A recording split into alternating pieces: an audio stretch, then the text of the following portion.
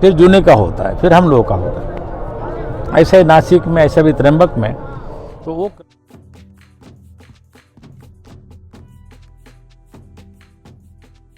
वो क्रम से यहाँ पर चलते हैं और इस बार भी उसी क्रम से चल रहे हैं। और नमस्कार और स्वामी जी के चरणों में प्रणाम। और जैसा कि आप देख रहे हैं, श्रीमद् परमहंस परिव्राजकाचार्य श्रोत्रिय ब्रह्मनिष्ठ सुरतगिरी बंगला एकादश पीठाचार्य अनंत श्री विभूषित महामंडलेश्वर स्वामी विश्वेश्वरानंद गिरी जी महाराज हमारे साथ हैं। ये पूरा स्थान इतना सुंदर है, विशेष करके यह जो क्षेत्र है जहाँ पर प्राचीन जैसे रहने के होते थे झोंपड़ियाँ, वो सब है। पर बात यह है कि जो पूरा कुंभ महाकुंभ का क्षेत्र है वह अपने आप में विशेष है। इसकी विशेषता के साथ आपके जीवन की जो यात्रा है उसके कुछ स्मृति प्रसंगों की तरफ यदि हम चलें, आप पहले किस कुंभ में आए थे, वहाँ से अब जहाँ हम पहुँचे हैं, मोटा मोटी थोड़ा सा कुछ उसका स्वरूप शेयर करें। पहले तो आपका धन्यवाद है, इस कुंभ में आकर के आप साक्षात्कार ले रहे हैं। तो ये कुंभ, इस बार का जो कुंभ है वो अत्यंत ही विलक्षण है। विलक्षण कई बातों से है। एक तो ये आधुनिक कुंभ है, व्यवस्था से परिपूर्ण है और प्रचार इतना हो गया है कि दुनिया चाहती है कि यहाँ आवे स्नान करने के लिए। परंतु एक मर्यादा होती किसी वस्तु की। सब लोगों को लगता है, जितने सनातनी हैं, जितने हिंदुत्व में मानने वाले हैं, जितने भारतीयता में रस बस गए हैं, सब चाहते हैं कि जा कर के अमृत स्नान करें, क्योंकि ऐसे अवसर बार बार नहीं आते हैं। ये 12 वर्ष बाद में ऐसा कुंभ आता है, तो सबकी इच्छा होती है यहाँ आने की। और इतनी यहाँ पर एक भीड़ हो रही है, लोगों का आगमन हो रहा है, बैठे सब लोग। तो इससे थोड़ी सी अव्यवस्था भी है, लोगों को आने में कष्ट भी हो रहा है। फिर भी उसको कष्ट को न मानते हुए, उसको सहन करते हुए हजारों लाखों लोग यहाँ पर आ रहे हैं, स्नान कर रहे हैं, मेले का दर्शन कर रहे हैं और साथ साथ में फिर एक आनंद लेकर के, अनुभूति लेकर के यहाँ से जा रहे हैं। ये प्रयाग क्षेत्र, यहाँ पर बड़े बड़े ऋषि मुनि यहाँ आकर के उन्होंने विचार विमर्श किया है, एक प्रकार से मंथन किया है सनातन धर्म का, वेदों का, उपनिषदों का, शास्त्रों का। तो ये पवित्र भूमि है। इसका कारण ये है कि यहाँ पर साक्षात गंगा जी, जमुना जी, और जो मान्यता है सरस्वती व्यापक है, तो गुप्त रूप से सरस्वती भी यहाँ पर प्रवाहित होती है। तीनों का संगम है। अपने भारतीय परंपरा में जहाँ संगम होता है उस तीर्थ को विशेष महत्व होता है, जहाँ भी संगम होता है। तो ये संगम क्षेत्र है, पुण्य क्षेत्र है। भारद्वाज ऋषि का आश्रम है। भगवान श्री राम यहाँ पर आए, बड़े बड़े संत, और संत तुलसीदास जी ने इसकी बड़ी महिमा गाई है। इस को कही सकही महिमा तीरथ राजू। तो इस प्रकार का यहाँ पर एक माहौल बना हुआ है और प्रति 12 वर्ष में एक कुंभ लगता है। तो इस बार भी लगा है। इस बार की विशेषता ये है कि इस बार संत ही स्नान करने वाले हैं और व्यवस्था करने वाले भी संत हैं। इस बार ये विशेषता है। और वो योगी हैं, नाम के भी योगी हैं और ऐसे भी योगी हैं। और अब कहना चाहिए कि राजयोगी है, योगी भी है, राजयोगी भी हैं। तो उनके नेतृत्व में ये हो रहा है और वो बहुत यहाँ पर ध्यान दे रहे हैं और उनको सफलता भी प्राप्त हो रही है, यहाँ के सभी अधिकारी। और इस प्रकार का ये वातावरण अभी है। दिव्य भव्य इसलिए कहा कि इस समय आधुनिकता का प्रदर्शन ज़्यादा है। इस समय जो कुछ पंडाल ऐसे लगे हैं कि लगता है कि कोई महल है, बड़ी बड़ी सुविधा युक्त हैं, यहाँ पर 5 स्टार सुविधाएं हैं, क्योंकि वो समय की मांग है। लोग जा रहे हैं और जाकर के वहाँ पर अपना निवास कर रहे हैं, स्नान भी कर रहे हैं। अब इसका मैं कुंभ का एक इतिहास जैसे बताता हूँ जी। कि कुंभ यहाँ पर पहले संत आते थे, रहते थे।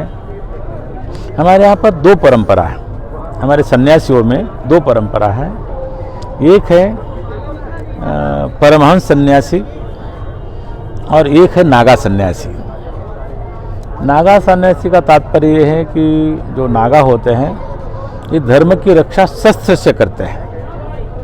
शस्त्र के द्वारा धर्म की रक्षा, जो कोई अगर आतताई, कोई धर्म विरोधी अगर धर्म को हमारी क्षति पहुंचाने का प्रयास करता है तो हमारे नागा सन्यासी उसको शस्त्र से उसका उत्तर देते हैं। एक तो ये हुई बात, परंतु शस्त्र से काम नहीं चलता है, उनका नेतृत्व करने वाले शास्त्र भी चाहिए। तो हमारा धर्म शास्त्र से चलता है, वेद आधारित हमारा धर्म है। इसीलिए वेद को, उपनिषद को, धर्मशास्त्र को, पुराणों को समझने वाले अगर हैं तो वो विद्वान संत होते हैं। तो विद्वान संतों में परमहंस संत गिने जाते हैं। ये 2 प्रकार की जो व्यवस्था है, तो कालांतर में जो आक्रमण थे वो धीरे धीरे थोड़े से कम हो गए और उस समय फिर भी संत आते थे, यहाँ पर शास्त्र चर्चा करते थे। और जो नागा सन्यासी हैं ये पहले से ही परमहंसों को, मतलब विद्वान संतों का सम्मान करते हैं, उनको अपना गुरु मानते हैं। तो उस परंपरा में सैकड़ों वर्ष पहले एक परंपरा प्रारंभ हुई कि जैसे राजा महाराजा जैसे निकलते हैं सवारी में, उसी प्रकार ये अपने आचार्यों की सवारी निकालते हैं स्नान करने के लिए। आगे आगे वो चलते हैं और उनके सबसे पहले उनके देवता होते हैं। जो हमारे अखाड़े हैं, जो 10 नामी अखाड़े, 7 अखाड़े, उनके अलग अलग देवता हैं, उनको साथ में लेके चलते हैं।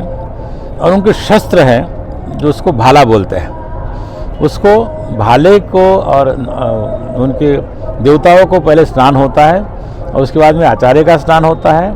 इस प्रकार की परंपरा है। तो धीरे धीरे परंपरा थोड़ा विस्तार में आई और फिर आचार्य हुए, उनका नाम महामंडलेश्वर हुआ। एक अखाड़े के आचार्य होते हैं, उनका नाम आचार्य महामंडलेश्वर, उनको सम्मान देते हैं। और फिर साथ साथ में अन्य महामंडलेश्वर भी होते हैं, तो उनको भी राजा की तरह ही पालकी में या पहले हाथी में चलाते थे।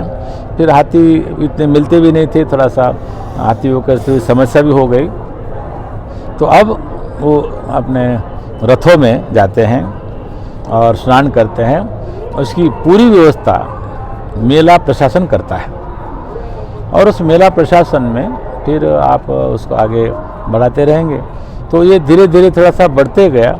पहले महामंडलेश्वर भी कम होते थे, जनता भी कम आती थी। अब आधुनिक युग है, प्रचार का युग है, ये मीडिया है, इसके माध्यम से लोगों तक ये बात पहुंची है और लोग आ रहे हैं। तो लोग आ रहे हैं तो उसका लाभ भी है। आज सनातन धर्म क्या है लोगों को समझने भी आ रहा है। तो एक प्रकार से फिर ये कहना चाहिए कि एक आधुनिक प्रकार का कुंभ है, जहाँ पर हर तरह का व्यक्ति है, बड़े से बड़ा व्यक्ति भी है, छोटे से छोटे लोग भी हैं। यहाँ के क्षेत्र के, गांव देहात के बहुत से लोग ऐसे श्रद्धालु जो आते हैं, पोटली बांधी, सर पर रख ली और चल दिया, स्नान कर लिया और शाम को वापस। तो इस प्रकार के लोग हैं, बड़े बड़े लोग हैं। यहाँ पर प्रतिदिन यहाँ पर हवाई जहाज भर भर के आ रहे हैं। और जो कभी किराए होते ही नहीं थे यहाँ पर, जो 5-7 हज़ार होता था, उसका 30,000 40,000 जो मर्जी हो वो दे कर के आ रहे हैं। और मैं तो ये इतना भी जानता हूँ कि जैसे आप अमेरिका से आए हैं, यूएस से आए हैं। ऐसे मेरे जानकारी में लोग आए हैं और अब आने वाले भी हैं। सीधे न्यूयॉर्क से उड़ान भरी, दिल्ली आए, दिल्ली से दूसरा प्लेन लिया, यहाँ आए, नहाए और वापस जा रहे हैं। एक परिवार है जो अभी लंदन से आएगा, सीधे बम्बई उतरेगा, परिवार के साथ नहीं जाएगा, वहाँ से वो दूसरी फ्लाइट पकड़ेगा, यहाँ आएगा और यहाँ से स्नान करके फिर वापस जाएगा। तो ये भावना बनी हुई है। तो वो मीडिया का भी एक उसमें बहुत बड़ा सहयोग है। ये पहले नहीं होता था। पहले एक पंचांग में एक लाइन छपती थी कि इस तारीख को ये संयोग आ रहा है, ये राशि यहाँ से इस बृहस्पति है या जो सूर्य है इसमें आ रहे हैं, तो एक गिनती होती थी और उसको लेकर के यहाँ पर कुंभ मेला लगता था। अब प्रचार प्रसार हो गया है कि कुंभ आ रहा है, आप आइए, पुण्य फले कुंभ चले, ऐसा ऐसा कुछ स्लोगन भी चले हैं। तो उससे लगता है कि हम कहीं रह नहीं जाए, तो फिर इसलिए यहाँ पर थोड़ा सा विशेष रूप से लोग आए हैं।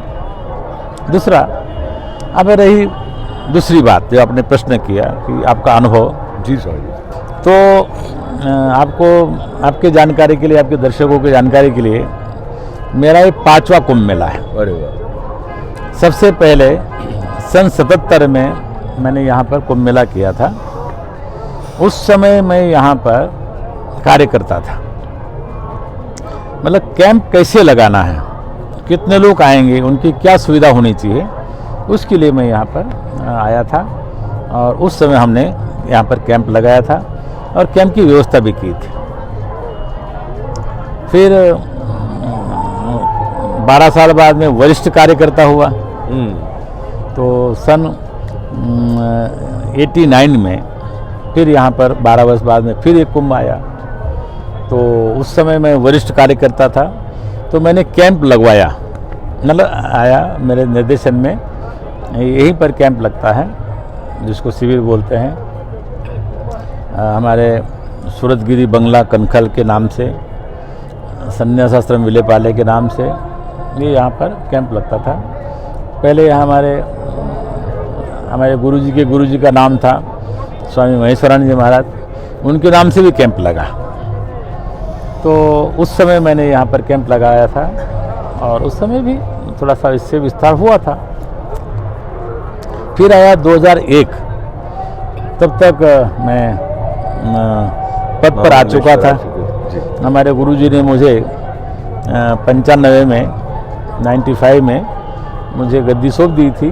तो फिर 2001 में जब कुंभ मेला यहाँ पर लगा, तो फिर हम लोग यहाँ पर आए और कुंभ मैंने यहाँ पर किया। हमारे कार्यकर्ता आए, उन्होंने कैंप लगाया। और ये परंपरा जो आप देख रहे हैं, अब ये दिखा भी देना, ये यहाँ का ये जो परंपरा है, ये पहले से ही यहाँ पर घास फूस की झोपड़ियाँ बनती हैं और यहाँ पर लोग बड़े आराम से निवास करते हैं। उनको कोई समस्या नहीं, केवल रहने को मिलना चाहिए। तो अब आधुनिकता थोड़ी सी आई है, तो थोड़ा सा सजावट भी होती है। तो अपने यहाँ पर अभी मुझे ऐसा लगता है कि अभी हम तो कहीं गए नहीं, बहुत अच्छे बोलते हैं बने हैं कैंप, लेकिन हमारा एक बिल्कुल प्राचीन ढंग का, क्योंकि हम लोग प्राचीनता को मानने वाले हैं।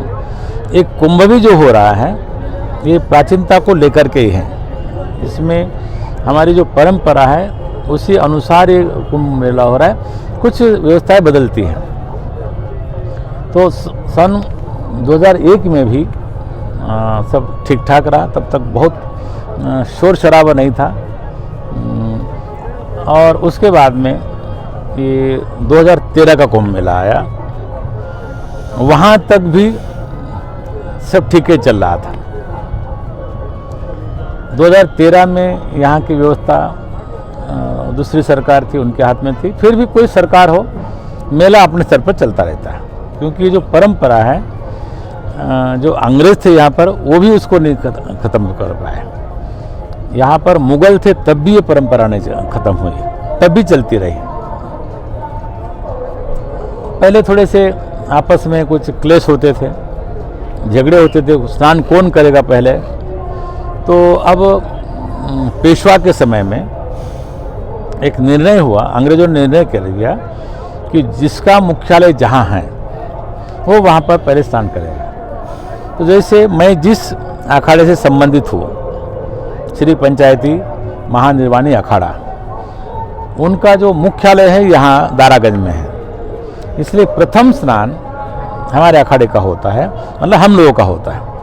प्रातःकाल सूर्योदय के समय में हम लोगों का स्नान हो जाता है, उसके बाद में निरंजनी अखाड़ा आता है, उसके बाद में जूना आता है। तो इस प्रकार जैसे हरिद्वार में होता है, तो हरिद्वार में निरंजनी अखाड़े का मुख्यालय है, तो उनका स्नान पहले होता है, फिर जूने का होता है, फिर हम लोगों का होता है। ऐसे नासिक में, ऐसे भी त्र्यंबक में, तो वो क्रम से यहाँ पर चलते हैं और इस बार भी उसी क्रम से चल रहे हैं। और फिर अभी जो वर्तमान का कुंभ मेला है ये 2025 में, तो अभी इसका थोड़ा स्वरूप बदला हुआ है और थोड़ा सा फिर भी मैं मानता हूँ इसके माध्यम से लोगों को एक संदेश जाता है कि हमारे तीर्थ हैं, हमारे जो मेले हैं वो क्यों लगते हैं। प्राचीन काल में इसका उद्देश्य होता था कि धर्म चर्चा हो।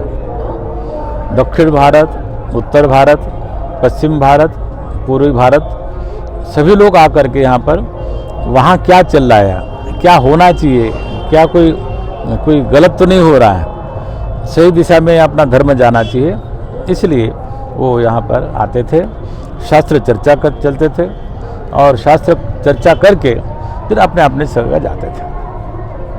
ऐसे 4 जगह मेला लगता है। एक प्रयाग का, हमारे यहाँ पर कहा जाता है कि 16आना मेला यहाँ का होता है पूर्ण। यहाँ पर सभी के सभी संप्रदाय आते हैं और एक जगह रहते हैं, एक जैसे रहते हैं। इसी गंगा जी के तट पर, गंगा जी के पात्र में हम लोग, ये जो 2 महीने 3 महीने पहले यहाँ गंगा जी बहती थी, यहाँ गंगा जी प्रवाहित होती थी, तो इसको पाट करके ये पर स्थान बनाया गया। तो यहाँ एक जैसे सब है। हरिद्वार में इससे थोड़ा सा कम होता है क्योंकि वहाँ पर मकान भी है इतना, और इसके बाद में उज्जैन है, नासिक हैं, इस प्रकार के मेले लगते हैं। तो ये 4 प्रकार के मेले हैं, तो बहुत अच्छी बात है। तो स्वामी जी की सन्निधि में बैठना एक बड़े सौभाग्य की बात है। और मुझे ऐसे स्मरण आ रहा है, बहुत बरस पहले मुझे आपके साथ न्यूयॉर्क में ऐसे एक प्राकृतिक स्थान में भगवती की चर्चा करने का अवसर हुआ था। वहाँ से लेकर यहाँ तक आपके सन्निधि का जो सौभाग्य मुझे मिला है, उसको लेते हुए जो बात आप कहते हैं, तो ऐसा लगता है कि भारत की संस्कृति, भारत की आध्यात्मिक चेतना जिस प्रकार से आपके अंदर सहज रूप से मुखरित होती है, वो हमारे लिए बड़े कल्याण की बात है। क्योंकि आपने विस्तृत जो अलग अलग आयाम हैं महाकुंभ से जुड़े हुए, उनको स्पर्श किया। उसमें से मैं शास्त्र को लेकर और साधना की दृष्टि से महाकुंभ की तरफ आना चाहता हूं, आपकी अनुमति लेकर। विशेष करके जैसे आपने बताया कि शीघ्रता से आके स्नान करके वापस जा रहे हैं, इस प्रकार का भी प्रचार हुआ है कि 144 बरस बाद इस प्रकार का संयोग हुआ है, तो जो पुण्य फले, वो स्नान वाली वो सारी बातें, तो ये एक तरफ तो श्रद्धा को बढ़ाने वाली है, पर दूसरी तरफ ऐसा लगता है कि एक भ्रांति सी भी इसके द्वारा फैलती है कि ऐसा करने से ही सब कुछ हो जाएगा। क्योंकि शास्त्रीय आधार लेकर जब मैं बात करूं, तो साधना का अपना एक क्रम है जो उत्तरोत्तर विकास की दृष्टि, जिस प्रकार से संयम करके और वो षट संपत्ति, वो सारी बातें बताएगी, उन सब के को ध्यान में रखते हुए जब आप कोई साधक महाकुंभ में स्नान के लिए आता है, तो उसको क्या निर्देश आप देना चाहेंगे कि इसको किस भाव के साथ अपनाना चाहिए? यहाँ पर इस पुण्य क्षेत्र में जब वो आए, तो स्नान अपने आप में संपूर्ण रूप से फलदायी है, या उसके साथ साथ आंतरिक कुछ जो करना चाहिए उसके बारे में यदि आप कुछ बताएं। साधना निरंतर की जाने वाली एक प्रक्रिया है, तो साधना यहाँ नहीं हो सकती है। साधना तो आप जीवन में निरंतर करते रहते हैं, क्योंकि वो अभ्यास की बात है। वो यहाँ जब आप आते हैं तो एक प्रकार से आपको अपना अनुभव होता है। और जैसे आपने कहा कि हमारे यहाँ जब तीर्थों में हम जाते हैं, तीर्थ का स्नान करते हैं, तो वहाँ एक प्रकार का तप होता है, शारीरिक तप। आप इतना दूर से आते हैं, पहले चल के लोग आते थे, फिर मानसिक तप, फिर वाचिक तप, यहाँ हमारे से कोई शरीर से, वाचा से या मन से या अपराध नहीं होता है, तो वो एक बहुत बड़ी बात है। फिर हमारे यहाँ पर तीर्थों में स्नान करने से पुण्य का लाभ होता है, और मुझे ये लगता है कि अधिकांश लोग मुझे कोई किसी चीज़ की प्राप्ति हो इसलिए पुण्य करते हैं। तो अधिकांश लोग यहाँ पर कि वहाँ जाएंगे, हमारे पुण्य बढ़ेंगे, पाप कटेंगे और हम सुखी होंगे, इस भावना से आते हैं। तो वो भावना लेकर के यहाँ आते हैं और उसी भावना के साथ यहाँ स्नान करके डुबकी लगा के जाते हैं। रही बात जो चिंतक हैं, जिन्होंने अपना नियम बनाया हुआ है, साधना करते हैं, वो यहाँ भी थोड़ी साधना करते हैं और फिर जीवन भर साधना में लगे रहते हैं। इसलिए दोनों बातें अलग अलग हैं। यहाँ एक महीने में साधना हो नहीं सकती है। आप यहाँ पर इतने बड़े भीड़ में आप अपना ध्यान लगा नहीं सकते हैं। आपको यहाँ अनुकूलता इतनी नहीं है कि आप यहाँ पर बैठ कर के भजन करो। आपके पास इतना स्थान नहीं है कि आप यहाँ पर इस प्रकार की कोई यज्ञ करो, अनुष्ठान करो। तो इस प्रकार वो एक अंग है, लेकिन वो जीवन में निरंतर चलने वाला अंग है। यहाँ तो एक कुंभ के माध्यम से कि हमारे सनातन परंपरा क्या है, हमारे कितने संप्रदाय हैं, वो किस प्रकार का व्यवहार करते हैं, किस प्रकार का उनका आचरण है, संतों के दर्शन करते हैं। और एक कहना चाहिए कि सर्वसामान्य एक संदेश जाना चाहिए, वो कुंभ से जाता है। विशेष यहाँ आकर के कोई कहे कि हम यहाँ पर जा कर के 1 महीने की तपस्या करके आए हैं, तो वो उससे पूर्ण सफलता नहीं होती है। यहाँ लोग आते हैं, प्रतिवर्ष यहाँ पर माघ मेला लगता है और उसको कल्पवास कहते हैं। 1 मास लोग यहाँ रहते हैं, तप करते हैं और अपने जीवन को धन्य मानते हैं। तो एक प्रकार के तपस्थली है। कोई 4 दिन तप करता है, कोई 8 दिन करता है, कोई महीने भर करता है और फिर यहाँ से चला जाता है। तो एक प्रकार से हमारे आध्यात्मिक चेतना का केंद्र है। तो हमारे जीवन में आध्यात्मिकता आनी चाहिए, उसके लिए यहाँ आकर के स्नान करके पवित्र होके जाते हैं। तो जा कर के फिर वापस अपने साधना में लग जाते हैं। तो इसमें साधना थोड़ी कम है, यहाँ भावना अधिक है और उस भावना से यहाँ लोग आते हैं और उस भावना से स्नान करके यहाँ से जाते हैं, तो उनको फल की प्राप्ति होती होगी, ऐसा मैं मानता हूँ।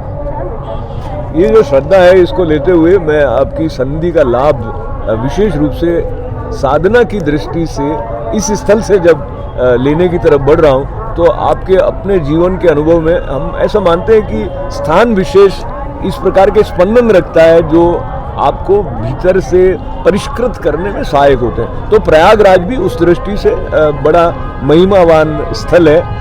और जैसे आपने बताया, अभी प्रशासन भी योगी राज हैं और वो जो सारे तथ्य हैं उसको लेके जो ये महामंडलेश्वर जो हैं उनके मनोनीत करने का या जो भी क्रम रहता है, वो भी मुझे उसका साक्षी होने का अवसर मिला है। उसको कितना महत्वपूर्ण आप मानते हैं? ये महामंडलेश्वर की पदवी होने से जो भी अमुक साधु हैं, संत हैं, उनका उत्तरदायित्व बढ़ जाता है। उसकी क्या महिमा है महामंडलेश्वर होने की? पहले काल में जब आचार्य जगतगुरु भगवान शंकराचार्य ने हमारे सनातन धर्म की पुनर्स्थापना की, पुनर्स्थापना का तात्पर्य यह है कि उस समय कुछ यहाँ पर बौद्ध मत इतना फैल गया था कि वेदों की निंदा होने लगी थी। उस समय हमारा कहना है कि शिव शंकर साक्षात वो आचार्य थे। तो शंकराचार्य आ करके उन्होंने धर्म की पुनर्स्थापना की, वेद को प्रतिष्ठित किया और उस परंपरा में उन्होंने 4 मठों की स्थापना की और 4 मठों में 4 शंकराचार्य पद के उनके शिष्यों को रखा। उनका दायित्व था कि सर्व क्षेत्र को उनको संभालना, परंतु कालांतर में कुछ वो व्यवस्थाएं शिथिल हो गई और उस कारण से एक पद का निर्माण हुआ, ये महामंडलेश्वर। पहले मंडलेश्वर बोलते थे, फिर महामंडलेश्वर एक ही है अर्थ उसका कोई। तो ये अखाड़े जो महामंडलेश्वर पद देते हैं, इससे एक दायित्व बढ़ता है कि हमारे शास्त्र की परंपरा और साथ साथ में जो सदगृहस्थ हैं, अनुयायी हैं, उनको धर्म की शिक्षा देना, तो ये दायित्व बनता है। तो महामंडलेश्वर पद पर जब बैठ करके फिर लोग जाते हैं तो एक उनको विशेष पद होने के कारण लोग उनका सम्मान करते हैं। और फिर जब कुंभ लगता है तो उनका विशेष यहाँ पर, जैसे मैंने पहले कहा था कि जो शोभा यात्रा निकलती है स्नान के लिए, तो उनका विशेष स्थान होता है। और उनके साथ में उनके साथ रहने वाले महात्मा हैं। पहले तो केवल महात्माओं का स्नान था, गृहस्थी तो केवल दर्शन करने आते थे उनका, और स्नान होने के बाद में वो भी स्नान करते थे। परंतु आजकल तो गृहस्थी भी सोचते हैं कि इनके साथ हमारा भी स्नान हो जाए, तो ऐसा भी हो जाता है, तो दोनों को लाभ मिल जाता है। तो मंडलेश्वरी लोग सोचते हैं कि चलो हमारे कुछ अनुयायी भी हमारे साथ स्नान कर लेवे, तो वो भी है, तो उनका एक विशेष दायित्व होता है। और अभी तो हमारा देश स्वतंत्र है, यहाँ पर स्वतंत्र मान्यताएं हैं, आप कुछ भी कह सकते हैं, कुछ भी बोल सकते हैं। और इसी प्रकार वो कुछ लोग अपने आप भी महामंडलेश्वर लिखने लगते हैं, परंतु जो आपने आज विधि देखी वो वास्तविक विधि वो है कि हमारा अखाड़ा उनको मान्यता देता है, उनका सम्मान करता है, और वो महामंडलेश्वर पर आसीन होते हैं। तो एक समाज में उनकी प्रतिष्ठा है सब जगह, इसलिए अखाड़े से दिया हुआ एक सम्मान है। और उनके सबके अपने आश्रम होते हैं और अपनी व्यवस्था होती है, तो उस कारण से उनको सम्मान दिया जाता है। कुछ काल पहले केवल उन्हीं लोगों को सम्मान देते थे हमारे सन्यासी समाज में जो प्रस्थान त्रय के ज्ञाता होते थे, जो उपनिषद, ब्रह्मसूत्र, गीता भाष्य पढ़ने और पढ़ाने वाले ऐसे जो होते थे, उनको यहाँ पर ये सम्मान मिलता था। परंतु धीरे धीरे अब थोड़ी सी उसमें भी शिथिलता आ गई है। तो जो विद्वान हैं, प्रवचनकार हैं, जिनके पास में थोड़ी सी साधन सुविधा है, जिनका जो प्रचार करते हैं, उनको भी ये प्रचार उनको ये स्थान दिया जाता है। तो इसलिए उसमें थोड़ी सी अब धीरे धीरे जैसे सभी चीज़ में थोड़ी सी मिलावट होने लगी है, तो सब जगह होने लगी है। तो मैं एक जगह नहीं कहूँगा, चाहे राजनीतिक क्षेत्र हो, चाहे कोई भी क्षेत्र हो, सब जगह थोड़ा सा आधुनिकता आ गई है। तो इसमें भी हमारे में भी थोड़ी सी आ गई है। पहले थोड़े लोग थे, अब ज़्यादा हो गए हैं, तो कोई विशेष, परंतु धर्म प्रचार के लिए उनका मुख्य उद्देश्य होता है। स्वामी जी, यहाँ से मेरा प्रश्न वह आता है कि जो सन्यासी बनते हैं तो हम ऐसा मानते हैं कि उनके अंदर वैराग्य पक गया, तो उनको ग्रस्त होकर जीवन नहीं आगे ले जाना हो जाएगा फिर तो बहुत संक्षेप में ये अंतिम छोटे से 2 प्रश्न में और संक्षेप में आप उसका स्पष्ट कर सकते हैं। तो जो वैराग्य जहाँ है वहाँ पर सोचते हैं कि उत्तरदायित्व को छोड़ दिया, अब महामंडलेश्वर हो गए तो उत्तरदायित्व आ गया। इस बात को मैं गृहस्थी की तरफ से भी ले रहा हूँ। गृहस्थ सोचते हैं कि अगर अटैचमेंट नहीं रहेगा तो वो अपने जीवन में आगे बढ़ने के लिए प्रयत्न नहीं करेंगे। तो वैराग्य का और उत्तरदायित्व वहन करने का या कर्तव्य परायणता जो है, इन दोनों का जो आपस में संबंध है, जो न केवल सन्यासी के लिए बल्कि गृहस्थ के लिए भी श्रीमद् भगवद गीता के संदर्भ को लेकर जिस प्रकार से प्रासंगिक है, उसके बारे में संक्षेप में यदि आप कुछ। ऐसा है कि गृहस्थ और संत में थोड़ा सा भेद है। गृहस्थ केवल अपना विचार करता है, जो संत है सर्वभूत हिते रहता है, सभी भूत कैसे, सभी लोग कैसे सुखी हो, इसलिए चिंता करते हैं। और वैराग्य होते हुए भी और फिर भी जब हम लोग संन्यास ग्रहण करते हैं तो संन्यास ग्रहण करने के समय में दिगंबर होना पड़ता है। दिगंबर का तात्पर्य समझते हैं आप? जी, आप बता सकते हैं संतों को दिगंबर का क्या अर्थ होता है? जो अंबर जो है वो आपका वस्त्र हो गया। हाँ, मतलब वो उस समय कोई वस्त्र नहीं रहते हैं, यहाँ तक कि आपका कोई कर्म करने का अधिकार भी नहीं है। तो ऐसे में ये आदेश होता है कि आप हिमालय में जाके तपस्या करो। फिर गुरुदेव रोकते हैं थोड़ा चलने के बाद में, फिर वो कहते हैं कि अभी समाज में रहो और समाज में रह करके समाज की सेवा करो। तो यहाँ पर और फिर वस्त्र देते हैं, ये वस्त्र पहन करके, ये भगवा वस्त्र, इसको कासा वस्त्र बोलते हैं, गेरुए वस्त्र, ये पहन करके आप जब भ्रमण करेंगे तो आपका एक विशेष आपको चिन्हित होंगे, आपको पहचान मिलेगी, क्योंकि आप धार्मिक हैं, सन्यासी हैं, इसलिए आपको आपका सम्मान भी होगा और आपसे कोई अपराध भी नहीं होगा। इसलिए समाज में चलते हैं और इसलिए गृहस्थ का दायित्व होता है अपने परिवार को, अपने समाज को उनका पोषण करना, और संतों का दायित्व होता है कि हमारे संपूर्ण समाज का पोषण करना, उनकी रक्षा करना। इतना अंतर है। एक होता है केवल अपने लिए, एक होता है सबके लिए। तो सन्यासी सबके लिए होता है, संत सबके लिए होता है। तो इसलिए इतना ही थोड़ा सा अंतर है, बाकी कोई काम में अंतर नहीं है। एक अपना काम होता है और एक परमात्मा का काम होता है। तो संत जो है वो परमात्मा ने जो मार्ग बताया है उस पर चलते हुए व्यक्ति को अपने जीवन में कैसे शुभ कर्म करना चाहिए वो काम करते रहना चाहिए। इतना उनका संन्यास। तो मैं एक प्रश्न और करने के लिए, संक्षेप में जो आपने बताया, तो गृहस्थी जो है उसके जीवन में थोड़ा सा संतत्व आता है, तब उसकी दया, करुणा, सेवा की भावना ऐसे और अधिक विकसित होती है। अब मैं ये उपसंहार की तरफ वार्ता को लाते हुए, जिस प्रकार से महाकुंभ प्रयागराज, जहाँ से हम ये बात कर रहे हैं, उसका प्रचार हुआ मीडिया के द्वारा, या प्रारंभिक समय में उन्होंने कुछ ऐसे IIT में थे, फिर वो संत बन गए, उनके इंटरव्यू लिए, या अधिकतर ऐसी तस्वीरें जिसमें नागा साधु या वो भस्म लपेटे हुए साधु हैं, तो वो एक प्रकार से प्रतीक रूप में देखे जा रहे हैं हमारी परंपरा के, जो कि अपने आप में भ्रांतिपूर्ण है। और कभी कभी आपसे अनौपचारिक संवाद में मुझे ऐसा श्रवण करने को मिला कि आपको वेदना है। ये भी, मुझे भी कहीं वेदना है कि हम जो हमारी मौलिकता है, जो प्रामाणिकता है, जो हमारी गहनता है, गूढ़ता है, उसके स्थान पर ये कुछ ऊपरी जो सतही बातें हैं वो हमारी पहचान बन जाती हैं। इससे बचने का कोई उपाय आपको लगता है आने वाले समय में है? आप इससे सहमत हैं जो मैं आपसे निवेदन कर रहा हूँ? उसी के लिए हम अभी कल विचार मंथन के लिए बैठने वाले हैं कि ये परंपरा कैसी टिकी रहे, इसको कैसे निर्विवाद रहना चाहिए। जैसे आपने भी अनुभव किया कि पूरे मेले में और कोई एक आध पंडाल होगा ऐसे कम पंडाल रह गए। जी जी।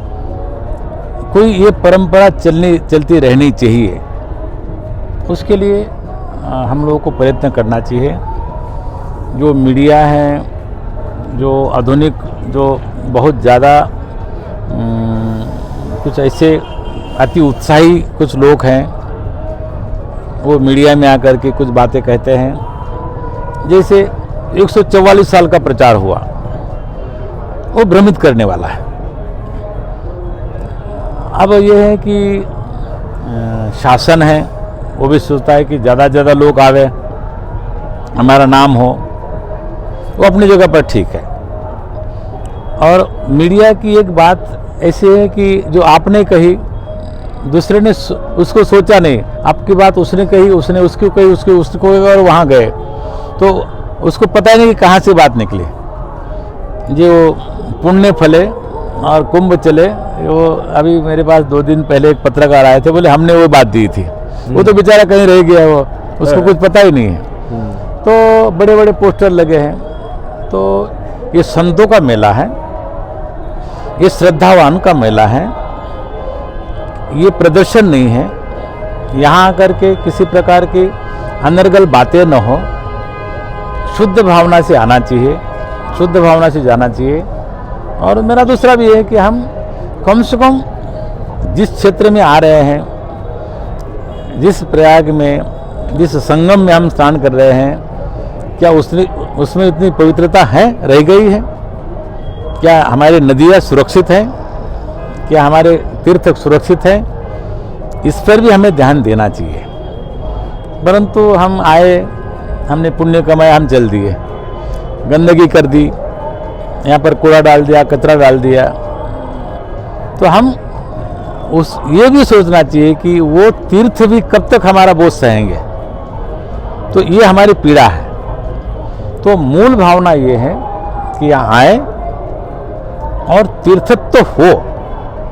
आपको तभी फायदा होगा, तभी लाभ होगा कि जब आप शुद्ध वस्तु को ले जाएंगे। आजकल मिलावटी का ज़माना है, खास करके आपके देश में नहीं है, वहाँ ये अभी बीमारी नहीं पहुँची है, क्योंकि वहाँ शासन कठोर है। यहाँ शासन कठोर नहीं है। तो यहाँ पर दूध पीने में भी थोड़ी लगता है कि अब कौन सा दूध है, केमिकल का है कि असली है, वो तो ये भी हमको ऐसा लगता है। इस प्रकार की धर्म में मिलावट न हो, ये हमारी अंदर की पीड़ा है। कोई ना कोई इसको समाधान निकलेगा, ऐसा हम मानते हैं।